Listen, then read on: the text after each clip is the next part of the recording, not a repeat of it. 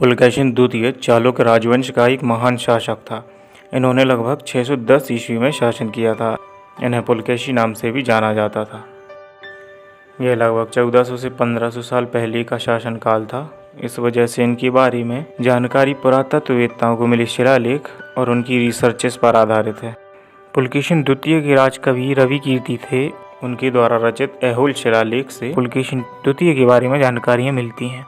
चालुक्य राजवंश की 3 प्रमुख शाखाएं मानी जाती हैं: बादामी या वातापी के चालुक्य, वेंगी के चालुक्य और कल्याणी के चालुक्य। इनमें से बादामी या वातापी के चालुक्य सबसे पहले चालुक्य थे। चालुक्य दक्षिण भारत और मध्य भारत में राज करने वाले शासक थे। चालुक्य वंश का शासनकाल 543 ईस्वी से 753 ईस्वी तक माना जाता है। चालुक्य वंश के संस्थापक पुलकेशिन प्रथम को माना जाता है, जो कि पुलकेशिन द्वितीय के दादाजी थे। आगे चलकर पुलकेशिन प्रथम के 2 पुत्र हुए। पहला कीर्तिवर्मन प्रथम और दूसरा मंगलेश।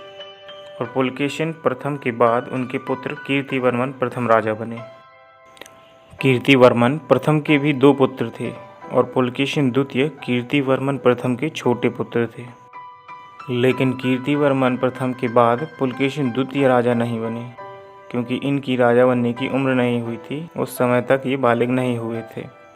इस कारण से कीर्तिवर्मन के छोटे भाई मंगलेश को राजा बनाया गया।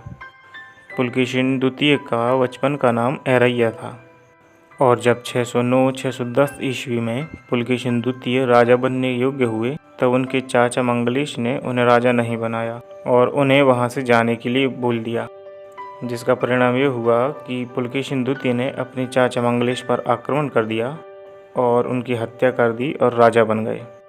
इन्होंने बहुत सी उपाधियाँ जैसे परमेश्वर, श्री पृथ्वी बल्लभ, सत्यश्रेया, दक्षिणापथीश्वर, महाराजाधिराज जैसी उपाधियाँ धारण की हुई थी।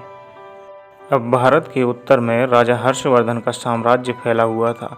राजा हर्षवर्धन भी बहुत ही प्रतापी राजा हुए थे। इन्होंने 14 से 15 वर्ष की उम्र में ही सत्ता को अपने हाथों में ले लिया था। हर्षवर्धन को उत्तर का राजा भी कहा जाता है। तो अब उत्तर के राजा हर्षवर्धन ने दक्षिण में अपने साम्राज्य का विस्तार करने के बारे में सोचा और यहाँ दक्षिण में पुलकेशिन द्वितीय को भी अपने राज्य का विस्तार करना था। तो अब दोनों राजाओं में युद्ध होना तय था और 618 ईस्वी में इन दोनों महान शासकों में युद्ध छिड़ गया। राजा हर्षवर्धन को दक्षिण में जाने के लिए नर्मदा नदी को पार करना था, लेकिन उनकी सेना को राजा पुलकेशिन द्वितीय ने नदी पार ही नहीं करने दी और नर्मदा नदी के तट पर ही दोनों शासकों के बीच युद्ध हुआ और पुलकेशिन द्वितीय ने राजा हर्षवर्धन को हरा दिया। हर्षवर्धन जैसे महान शासक को पराजित करने के कारण पुलकेशिन द्वितीय की ख्याति दूर दूर तक फैल गई। पुलकेशिन द्वितीय और पल्लव राजवंश के बीच भी युद्ध हुए हैं और ये युद्ध 200 सालों तक चलते रहे हैं और ये युद्ध सिर्फ एक दूसरे से बदला लेने के लिए लड़े गए। कभी किसी युद्ध में पल्लव्स जीतते तो कभी किसी युद्ध में चालुक्यास। ऐसे ही एक युद्ध में पुलकेशिन द्वितीय ने कृष्णा नदी और तुंगभद्रा के उपजाऊ क्षेत्र को अपने अधीन कर लिया। पूर्वी क्षेत्र पुलकेशिन द्वितीय ने जीता था और उस क्षेत्र का शासन पुलकेशिन द्वितीय ने अपने छोटे भाई कुब्ज विष्णुवर्धन को दे दिया था। इस पूर्वी क्षेत्र को वेंगी के नाम से जाना जाता था और 624 ईस्वी में वेंगी के चालुक्यों का शासन शुरू हुआ। पुलकेशिन द्वितीय ने पल्लव राजा महेंद्र वर्मन को युद्ध में कई बार हराया, लेकिन पल्लव की राजधानी कांचीपुरम पर अधिकार नहीं कर पाया और महेंद्र वर्मन के पुत्र नरसिंह वर्मन के राजा बनते ही पुलकेशिन द्वितीय ने पल्लव पर फिर से आक्रमण किया, लेकिन नरसिंह वर्मन ने पुलकेशिन द्वितीय को युद्ध में हरा दिया। और इसी तरह 642 ईस्वी में चालुक्य की राजधानी पर अधिकार करने के लिए नरसिंह वर्मन ने अपने सेनापति शिरुतोंड को सेना के साथ भेजा और इस युद्ध में लड़ते हुए पुलकेशिन द्वितीय मारा गया। पुलकेशिन द्वितीय की मृत्यु के बाद उसके पुत्र विक्रमादित्य प्रथम ने पुलकेशिन द्वितीय के मृत्यु का बदला लेने के लिए पल्लव पर आक्रमण किया और वे युद्ध जीत गए। इसके बाद पल्लव्स भी कम नहीं थे। उन्हें अपनी हार बर्दाश्त नहीं हुई और उन्होंने भी चालुक्य पर आक्रमण कर दिया।